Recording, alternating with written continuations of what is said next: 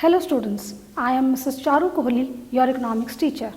As you all know, we are in the process of doing national income numericals. We have completed the concept, the national income concepts and the national income aggregates. Today we are about to start the measurement of national income. It is a part of chapter 3. There are 3 methods to calculate national income. First, the production method. Second, the income method. Third, the expenditure method. Today we are going to discuss about the income method. To calculate national income according to income method, we have a format. This format includes 3 main headings, that is COE, that is compensation of employees.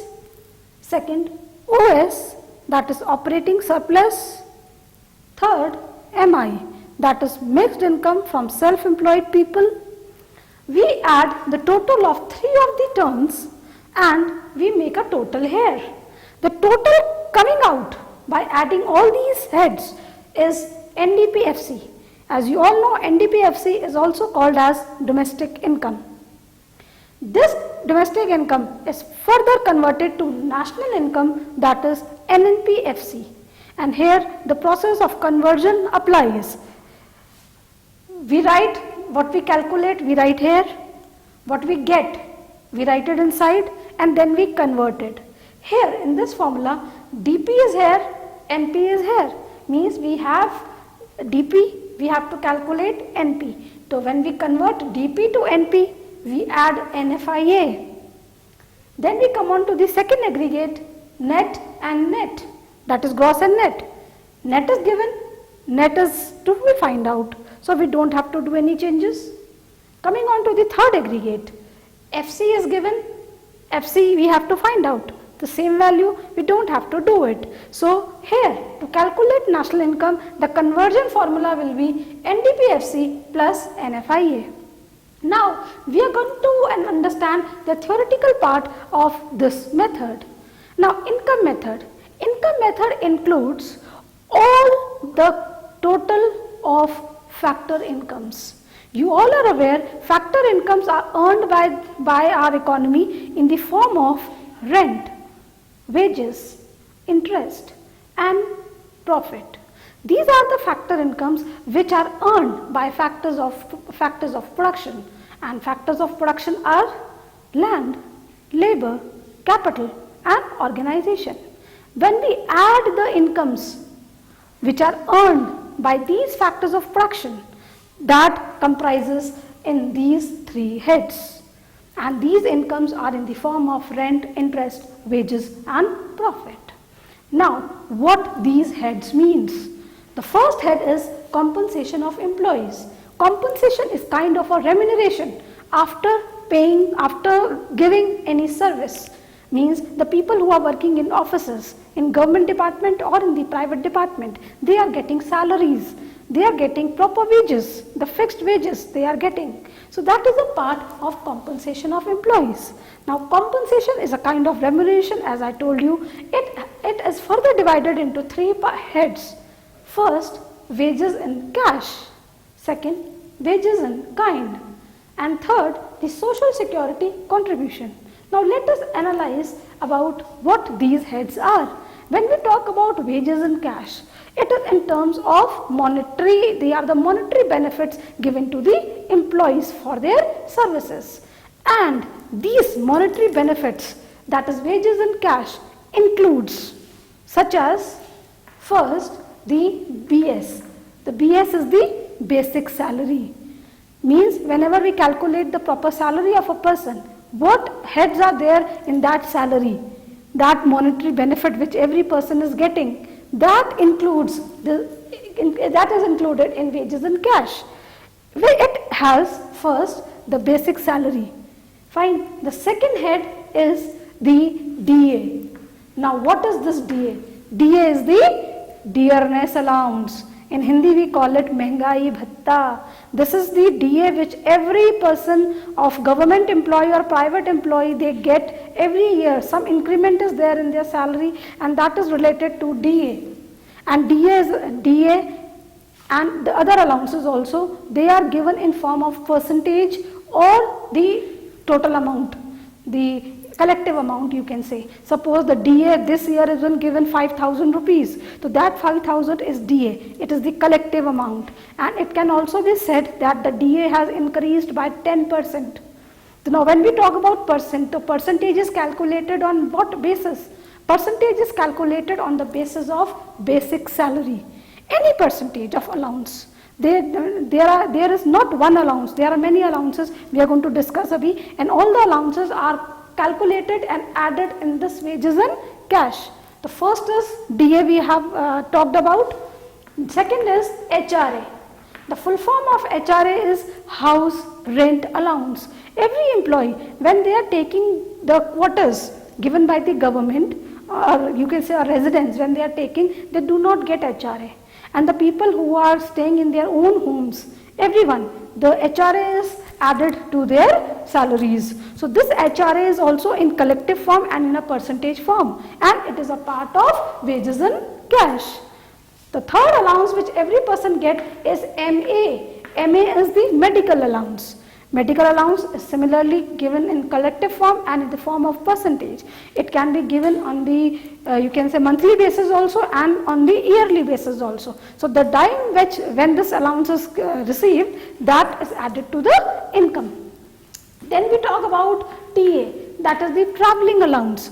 Travelling allowance is also received by the employees when they provide their services. So these are some allowances which are totaled and they are added in the head wages and cash.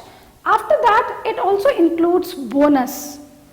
You know that once a while in a year people get bonus. So bonus is also a part of wages and cash. Then we talk about commission. Most of the people, they get commission for the services they provide. Means when a person is getting the insurance done by others, so the person is getting, that broker is getting the commission for his services, that commission.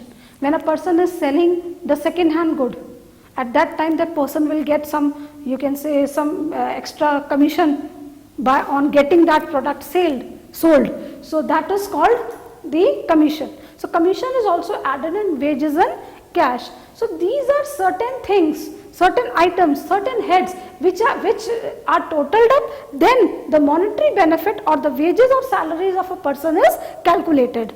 So these are included in this. Coming on to the second head, that is wages in kind. These are in kinds. These are certain non-monetary benefits. When we talk about non-monetary benefits, it includes, say, a person is giving a house on his side, from his side, accommodation to his employee. He is not charging anything for that house. Secondly, he is giving some assets to use, such as refrigerator, such as some vehicle to use. So that is also the non-monetary benefit from the employer's side. Then you can say a person is giving a proper conveyance.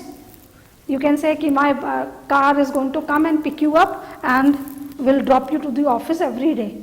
The pick and drop facility that employer is giving. So the person is not paying anything for that. It is a facility which is given by the employer. So all these benefits which person is getting, the non-monetary benefits, means person is not paying for these facilities. So that will come under wages in kind. And this is a part of compensation of employees. We have to add them out if they are given in our question. Thirdly, the third head which is included in COE is social security contributions. Now these are the social security contributions are the welfare contributions by the side of employer. Some of them I talk about is first PPF. What is the full form of PPF? PPF is Public Provident Fund. It is a fund which is provided by the government and the private sector also. The PPF facility is given. Percentage amount in PPF. Now collective amount is not there in this account. The sum money, that is about 12%, is deducted from every government or private sector employees, and that is kept in a fund account, and that fund account is called Public Provident Fund. When this amount is collected and it is accumulated there, and the person is working and he has come to the age of retirement. So at the time of retirement, this amount which is available in the provident fund account with interest is accumulated and government adds the same amount in that. Means suppose there is 5 lakhs already in the provident fund account, the government or private sector person will add 5 lakhs more. So the total comes to be 10 lakh rupees. That 10 lakh rupees is given to that person, the employee, at the time of retirement. So this is the contribution, the social security contribution given by the government and in the private sector for the employees. Now talk about gratuity. Gratuity is the another public social security contribution. Gratuity is the benefit which is given to the every employee for number of years the person has worked. It is a monetary benefit and it is given after the retirement of the person. And the third, you can say, the next social security contribution is the retirement pension. After a particular years, after 60 years of every person gets the retirement benefits, that is the retirement pension till the time that person is alive. So that is also a kind of social security contributions. So these contributions are added in COE, but here you have to make a little bit concept, your concept should be clear. We only have to add the employer's contribution to these accounts. Means what, when we talk about PPF, the 12% which is deducted, it is from the employee's account. We don't have to add on to the employee's contribution because it is already added in COE. It is a part of his salary only. We have to include the employer's contribution. So if employer contribution is given in your question, you will add it, and if it is not given in your question, you will not add it, you will leave it like that only. Fine. So by the combination of these three heads, we get the total of compensation of employees.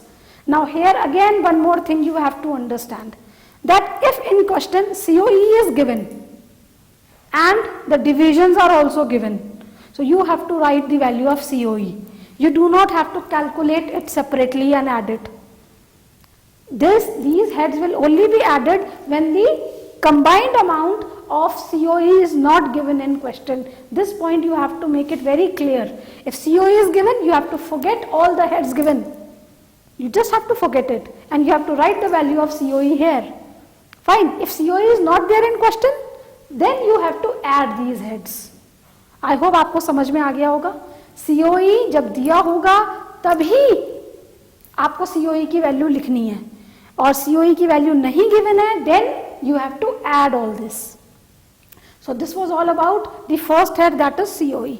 Now this was the details of factor income head wages.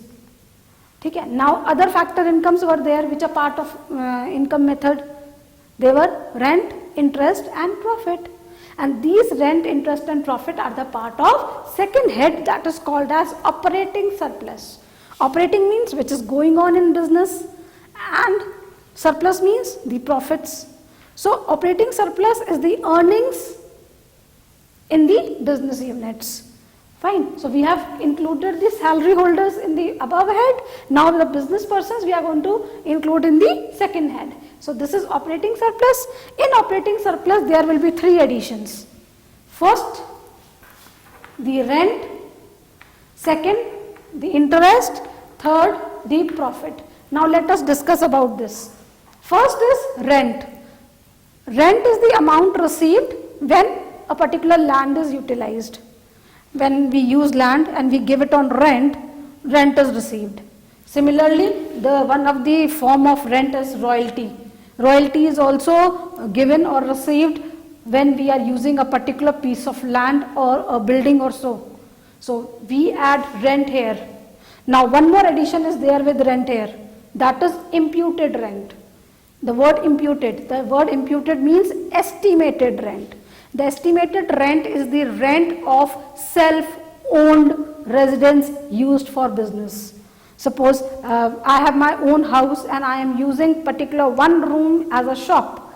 So now shop is a business. So I have to add the imputed value or imputed rent of that shop which I have opened in my own house. So that is imputed value, and imputed is the estimated value which is also included and is a part of rent. Fine, and this value is already given in question. You don't have to do it, only you have to add it and write it. The second head is interest. Interest, you receive it after you invest some money or capital. When you invest some money or capital and you get more money, and that extra money you receive, that is interest. So interest is a part of factor service capital, and it is added in the operating surplus. This interest value is already given in your question. Clear? Now we come on to the third head. Third head is the profit. Profit is the earning of an organization or an enterprise. An entrepreneur earns this profit. So profit also you have to add it here. Then the total of operating surplus will come. Now, when we talk about profit, profit is not alone. Profit further is divided into three parts. How? Let us understand that. Now, from the profit which is earned by the businessman, part of profit is distributed as dividends to shareholders. Dividend is interest to shareholders. Those who have invested in the company and they have purchased the shares of the company, they get dividend time to time. It is a kind of earning or interest they are receiving for their investments. That is paid from profit only. Second part, corporate tax. You know that every business pays a tax to the government. So tax is also paid out of the profit. So second part is corporate tax, which is paid out of profit. And the third part is corporate savings. The savings which any corporation has done. That means the undistributed profits, the profit which is not distributed to anyone, that is further reinvested in the business. So that savings is called as corporate savings. Now this corporate saving has got two other names also. First is corporate savings. The second one is undistributed profit. It is the profit which is not distributed. And in other words, we can also say the retained earnings. The earnings, that is the profit, which is retained in the business. So, this profit has got further three parts. And you have to add them out to bring the profit value. ये याद रखिएगा. Same as in COE. If profit is given, so you have to write the profit value. If profit value is not given, then only you will add this. Most of the students, they do mistake, and when profit value is given, they also add dividend value. That becomes wrong. Dividend is a part of profit. When profit is given, it means dividend is included in that. When profit is not given, then only you will add the three and you will write the total here. So this was all about the operating surplus. These are the three heads of operating surplus. So operating surplus value, we will write it here. Fine. Now we are coming on to the last head, that is MI. MI is mixed income from self-employeds. Now there are some people who are not employed somewhere. They are not working in any government or a private department, and they are not working in any business unit or industrial unit. Then they are also earning, they are also living, and they are performing economic activities. So from where that they will earn the income, how we will calculate it? Basically, these people, they do not maintain their accounts. They do not, most of them, they do not fill their ITRs also. So the estimation of their income cannot be done. So it is very difficult task to do it. So there is a collective value of these people, MI, that is mixed income from self-employeds, and it will be as it is given in your question. So you can utilize that collective amount here. If it is not given, you will put dash, you will write the head while writing the format. Format will not change. You will write it here, dash, and then you will add it. मतलब अगर MI जो है नहीं given है तो आप MI लिखेंगे ज़रूर, यहाँ पे वैल्यू को डैश कर देंगे, ठीक है? And then you will add this. And when you will add the three heads, you will come to know about NDPFC. NDPFC is the domestic income, and from that you can calculate any aggregate. Here we have calculate national income. As you all know, national income is NNPFC. So I hope you have understood the basic concept of the income method. Now to understand clearly, I have taken some numericals, and after I'll teach you the way how to do the numericals. Please do the further questions in your book. Fine. So let us start with the first numerical. See, the numerical is written like this. We have to calculate NDP at FC, and NDP at FC, you know, it is the domestic income. The table is given in the question, the particulars, and always the amounts are written like this, and it is also written that in which unit the amount is mentioned. Here it is in rupees, in crores. These are in rupees, and the crores value means 1400 crores, rupees 1400 crores it is. It is rupees 200 crores. So this you have to mention in your answer when you will do the calculation. See the items which are included. Rent 1400, royalty 200, interest 1500, wages 800, profit 500, mixed income 1000, depreciation 70, and employer's contribution to social security scheme, that is 200. Now you all know, you can understand by these items that these are the items of income method. So when you come to know that this is the method, this is the values of income method, the first step what you have to do is you have to write the format. If you have written the format, your half of the work is done. So in solution, I will write the format, just check it out the way. So we are starting with the solution, and I am writing with the format, that is COE, operating surplus and mixed income. Here I will take the values, and here my NDP FC will come. See, the blank I have left it blank because here we will fill these values. Format is this.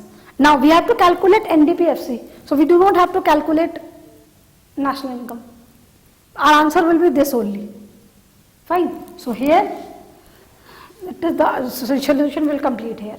Now coming on to the heads. Now what is the way to solve it? You have to read one by one, and you have to place the values in the accurate places. This is the method. By this method, none of the item is left out, and in one chance only you complete the entire numerical. So let us start and read the items and put it in their accurate places. See, suppose first item is rent. Rent is a part of operating surplus. So put a dash, make a bracket here, and write down the value 1400.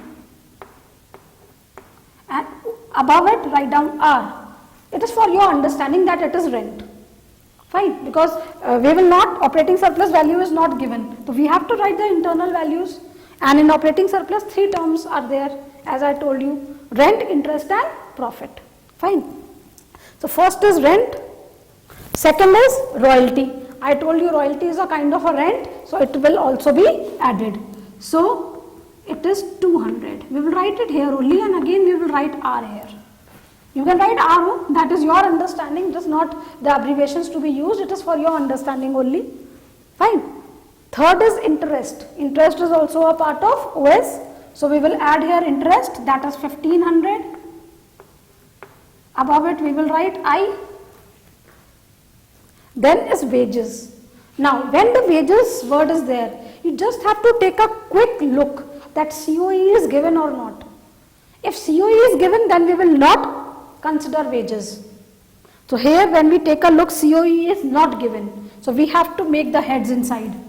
So the first head of COE will be wages, and it is 800. So we have written 800 here, and we have written W here, that is wages. And it is a part of COE. Third, it has come to be profit. Now profit is given. We have to write profit. If the internal heads of profit are given, we will ignore that part.